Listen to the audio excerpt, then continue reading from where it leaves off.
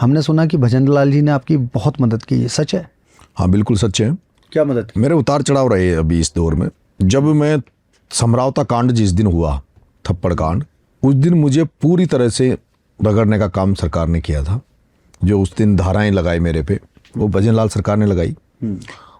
हो सकता है उस दिन मेरा एनकाउंटर भी, अगर मैं रात में मिलता तो एनकाउंटर कर देते। जिस तरह से मेरे जो साथी थे उस दिन वहाँ समरावता में, उनको जिस तरह से मारा पीटा, गाँव वालों को मारा पीटा, गाड़ियाँ जलाई।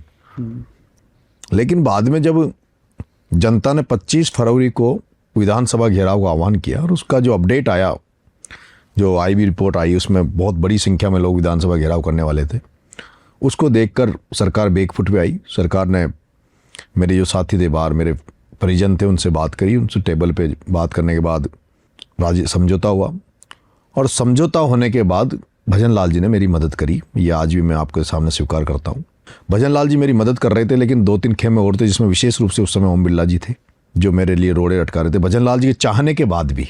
ओम बिरला जी क्या चाहते थे? मतलब भजन लाल जी के चाहने के बावजूद भी ओम बिरला जी मेरी जमानत नहीं होने दे रहे थे। और भजन लाल जी चाहते थे कि आपकी जमानत हो? उन्होंने प्रॉमिस किया था मेरे फादर से। अच्छा।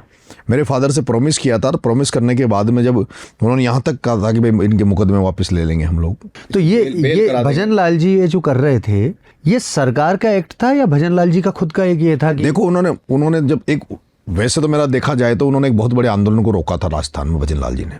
उन्होंने जब मेरे फादर को बुलाया, बात हुई, और वो आज भी मैं ये कह सकता हूँ कि भजन लाल जी एक सीधे और सज्जन आदमी है।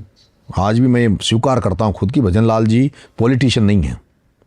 उन्होंने जब मेरे फादर से बात करी थी तो एक वहाँ पे गिरिराज जी धाम की वो तस्वीर थी, उन्होंने उसकी तरफ हाथ करके, मेरे से जितना होगा मैं नरेश की मदद करूँगा, वो भी किसान का बेटा, मैं भी किसान का बेटा हूँ, ये मेरे फादर से कही। लेकिन उनके कहने के बावजूद भी, उन्होंने मदद करने के बावजूद भी मेरी जमानत समय पे, उन्होंने जो टाइम दिया था उस पर जमानत नहीं हुई थी, क्योंकि विरोध में और भी खेमे, विरोध में ओम बिरला जी थे।